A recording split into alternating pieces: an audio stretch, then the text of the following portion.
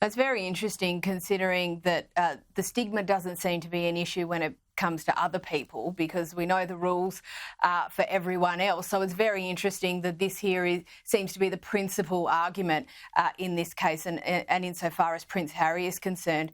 Now, we've seen a continued and stunning lack of self-awareness out of the Sussexes, but apparently now Harry's reportedly frustrated that the royal family won't acknowledge his achievements. Now, I'm not quite sure where to begin with on this, Kinsey. The entitlement is thick and fast here, isn't it? I totally agree with you, but I don't necessarily know if I believe this. I don't consider Prince Harry the most intelligent person in the world, but I give him more credit than to believe he was sitting around expecting a high five from the royal family after calling a room full of Nigerian scammers his in-laws. I mean, this guy's written to hot checks all over the states, is banned from entering the states. This guy over here, like, is accused of funneling money through the United States, and is, I think, was also booted from the United States. So Harry knows that he made some mistakes throughout that trip, and he's got to acknowledge them if he wants to continue to play fake royal, internationally. I think that's probably a pretty good point. Maybe we don't quite give him enough credit.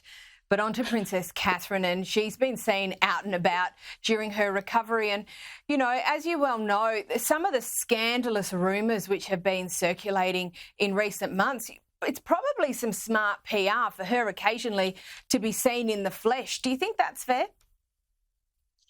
Well, I don't know if I think you're right. I think it is good PR for her, but I don't think that that's her objective, because it's my understanding that she was incredibly hurt by the conspiracy theories. I mean, emotionally hurt and just wanted to hide away. But it is being reported that she has turned a corner when it comes to her health. The family is feeling positive about the direction. She is spending time in the sunshine with her babies, and her children are especially grateful for the rare downtime to just enjoy and love on both their mother and father, because how often do they just get to come home and mom and dad are both there? So I'm grateful that her health has improved. I'd love to see her at trooping, but my people are telling me it looks like more possibly an autumn relaunch for the Princess of Wales. But oh my goodness, I would be so thrilled if we got to see her at trooping. Yeah, that would be amazing. And look, we do understand that her treatment is progressing, but we don't have any sort of return timeline yet, do we? I mean, you've mentioned the autumn, but, that could be any time, right? Absolutely. And the palace is insisting that they're not going to give us a date. And what I've also heard is that both Prince William and King Charles have stressed to her, it's all about you.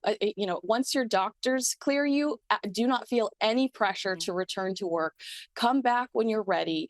And I think I'm sure she misses us too, but we certainly do miss her. She's box office. Yeah, absolutely. But the most important thing, I think, is that she gets well. And if she needs the time, she should absolutely take the time. Now, this year, we've really seen, obviously, with both Charles and Catherine, the impact of what can go wrong with a slimmed-down royal family. Kinsey, a great piece in the UK Telegraph suggesting that William might put more and younger royals up front. Is that the solution both to the actual and the perception issues? Well, I'm sure you remember that interview where the Princess Royal Anne was like, "That's a ridiculous idea." The suggestion of a slimmed down monarchy, and the king actually made those comments decades ago. What we see today isn't that execution; it's just a tragic hand that they've been dealt. And when we see Prince William engaging with all of his cousins at the Buckingham Palace garden party, I think he's expressing his love for his family and unity. But the Queen was very clear that half in, half out doesn't work. And it's part of the reason that Harry and Meghan continue to publicly fall on their faces.